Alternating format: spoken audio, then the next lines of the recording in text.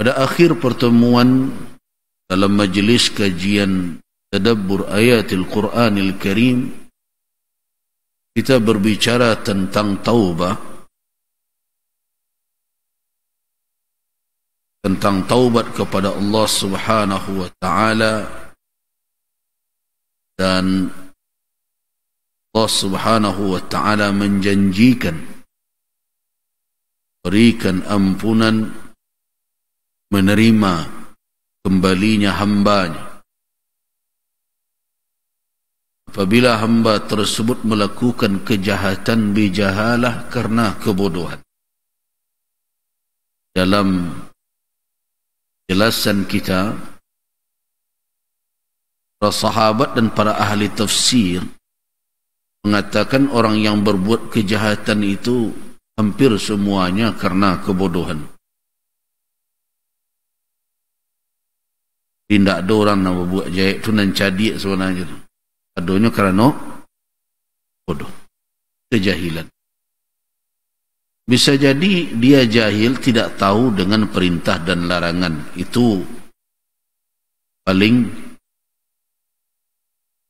ya, yang paling ringan, ia tidak tahu.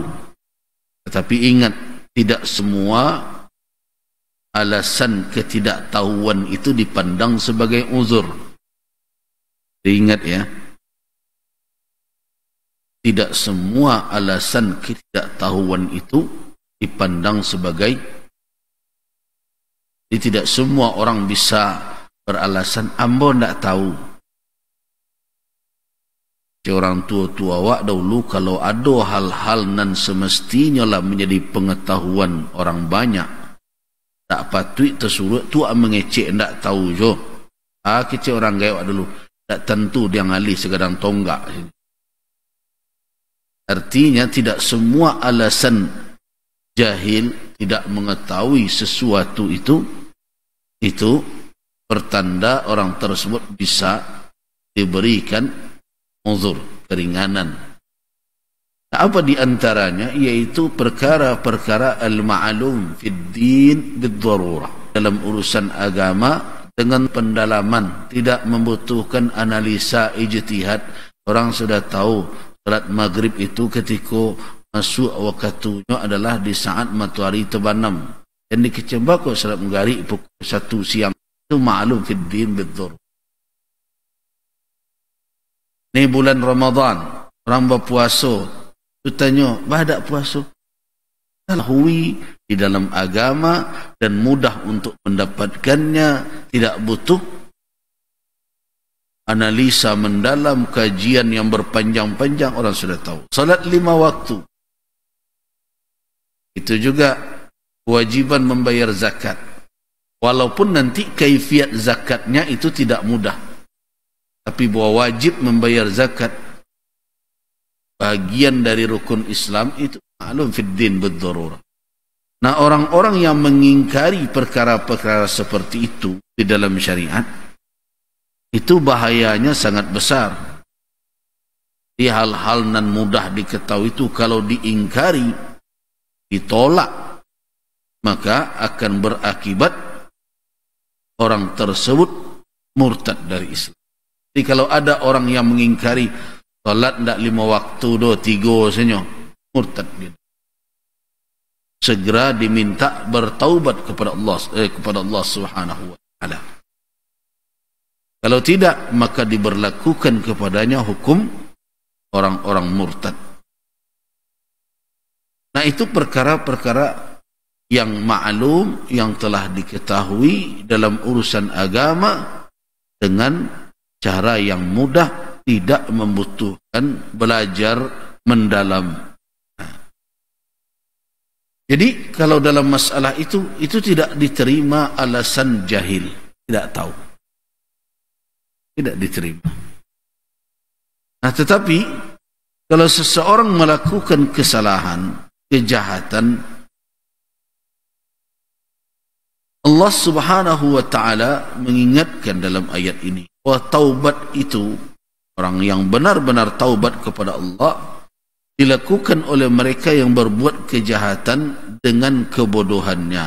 Ini maknanya yang paling mendasar, yang paling ringan, dia tidak tahu itu terlarang. Itu perkara-perkara yang memang mungkin dia tidak sampai ilmunya. Tetapi kalau kita perhatikan dalam kehidupan, banyak orang yang tahu dengan suruhan, tapi tidak di kerajaan. Dan mereka tahu dengan larangan, tapi dikekoknya juga. Itu di mana jahilnya tu, di mana bodohnya tu. Kalau tadi kita katakan bahwa sahabat mengatakan bahwa orang yang berbuat kejahatan itu pada hakikatnya adalah jahil. Nah, itu kata para sahabat. Bahkan Al-Imam Al-Baghawi menukilkan apa yang dikatakan oleh Al-Imam Qatadah, ajma'a ashabu Rasulillah sallallahu alaihi wasallam ala kullama usiya bihi Allah jahalah amdan kana aw lam yakun. Berijma' para sahabat Rasulullah sallallahu alaihi wasallam bahwa setiap perbuatan yang menurhaka kepada Allah Subhanahu wa taala pada hakikatnya adalah kebodohan.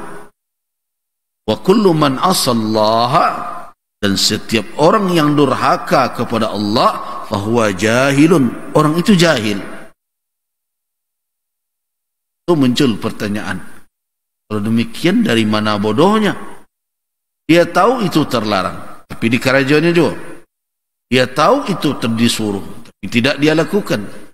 Nah, jawabannya adalah bisa jadi dia tidak jahil dalam perkara larangan dan suruhan, tetapi dia jahil akan akibat meninggalkan suruhan.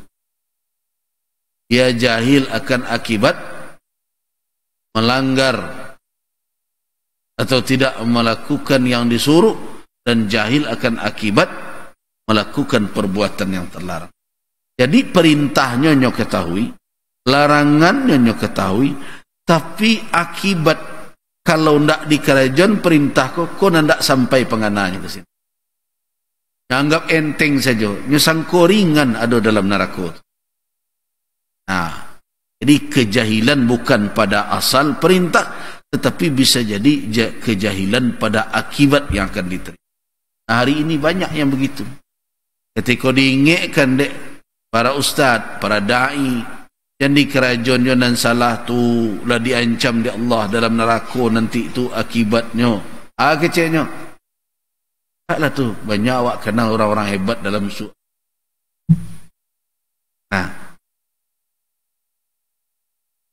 ada pula kadang-kadang nak mengecian, diingatkan hati-hatilah, itu bisa membawa awak nanti di akhirat masuk neraka.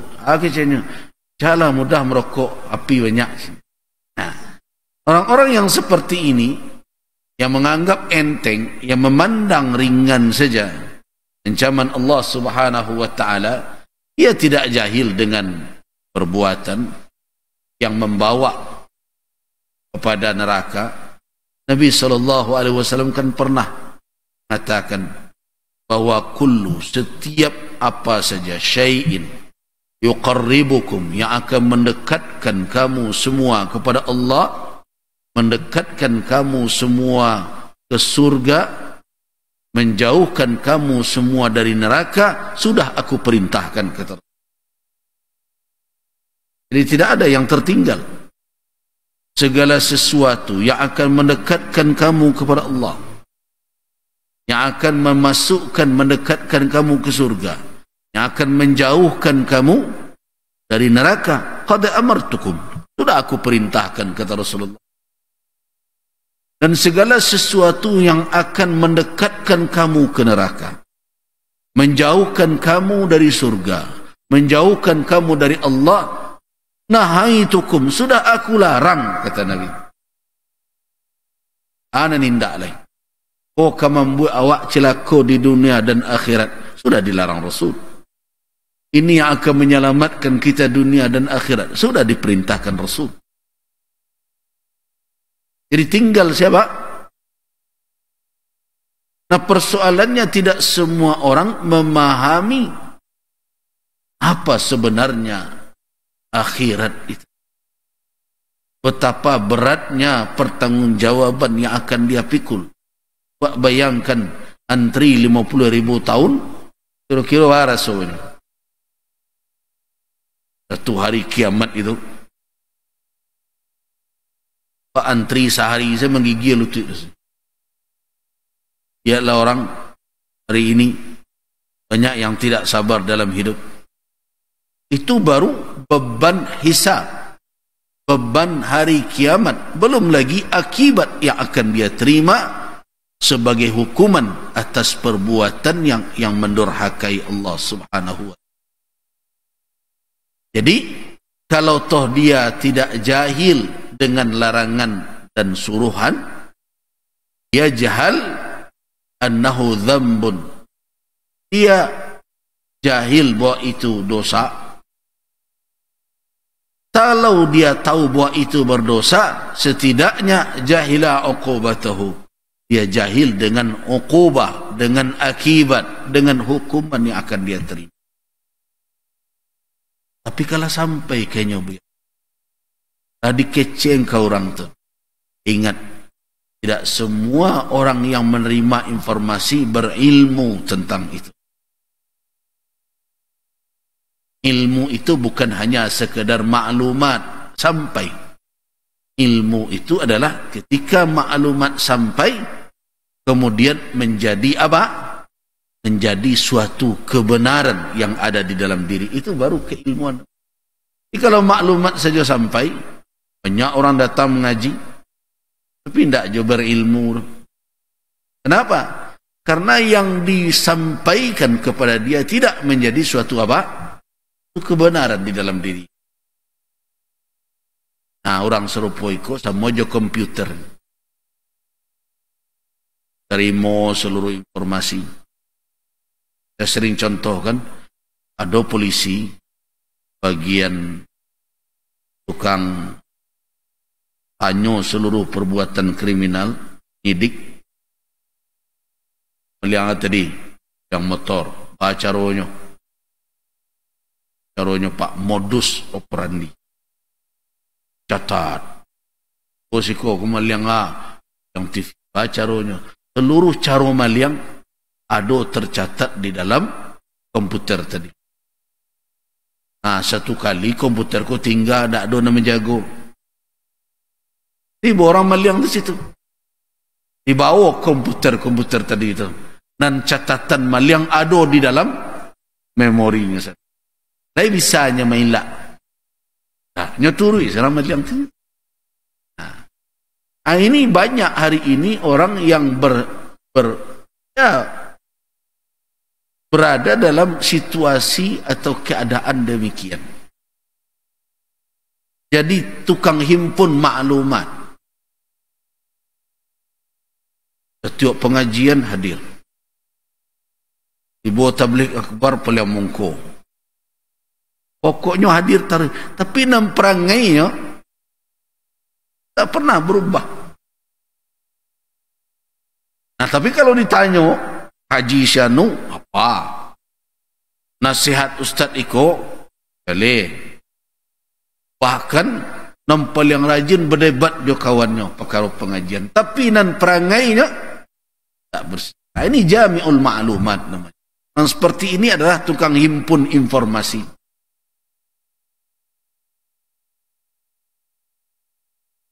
Ada orang setelah mendapat gaji gunjiang, Ustaz nama ajan gaji itu malah di pengunjiangnya. Dia dapat dari Ustaz tu pengunjiang haram, tapi Ustaz di pengunjiang. Nah, ini adalah jami'ul ma'lumat. Nah, orang yang menjadi penghimpun maklumat seperti alat media komputer tadi, itu pada hakikatnya tidak berilmu. Sebab ilmu yang dia dapat itu tidak menjadi kebenaran dalam dirinya sehingga tidak mendatangkan manfaat.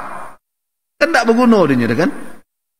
Segala cara maliang tersimpan di dalam memorinya. Tapi ketikanya dibawa dek ramaliang, dia tidak bisa menyelamatkan diri. Nah, itulah banyak. Jadi kalau kita mau merenung hari ini, kita banyak. kan tak tahu kau salah. Ini kerajuan juga. Nah, kenapa saya katakan banyak? Coba lihat. Bapak dan ibu-ibu kan perhatikan, informasikan sampai ke tangan bapak-bapak dan ibu-ibu, bahkan masuk ke dalam kamar berbagai.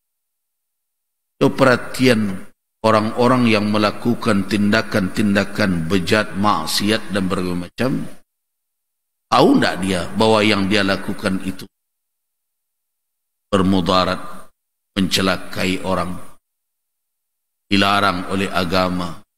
Tahu ini penipuan, ini tidak patut dilakukan oleh manusia yang beradab, berbagai macam. Tahu. Bahkan tidak sedikit orang-orang yang melakukan kejahatan itu adalah orang-orang yang pakar dalam keilmuan. Ilmu itu semestinya mengawal dia, mengawalnya, menjaga dia, memberikan petunjuk kepadanya jalan yang benar yang harus ditempuhnya. Dan al-ilmu nur, ilmu itu cahaya, kata Imam Waqi' kepada Imam Asy-Syafi'i rahimahullah. Al-ilmu nur, ilmu itu nur. Apa maknanya ilmu nur? Artinya ilmu itu memberikan cahaya, menerangi jalan yang akan ditempuh oleh orang yang menguasai. Tapi kenapa tidak? Karena dia belum menjadi ilmu pada dirinya.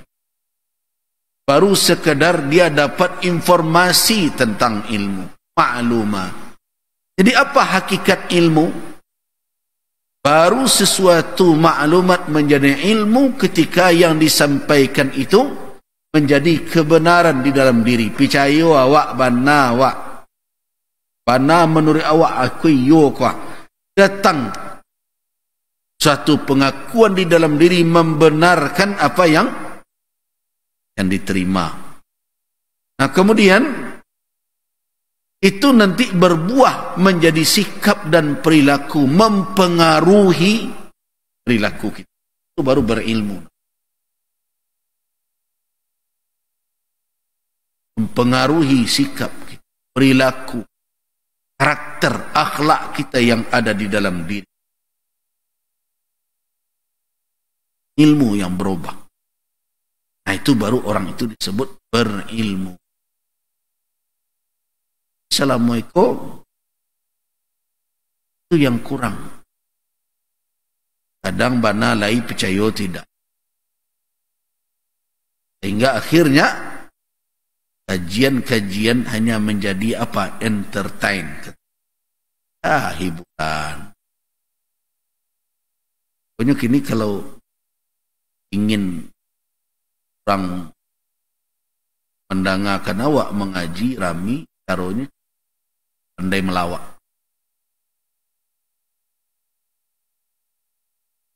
Kita melawak, orang tidak fokus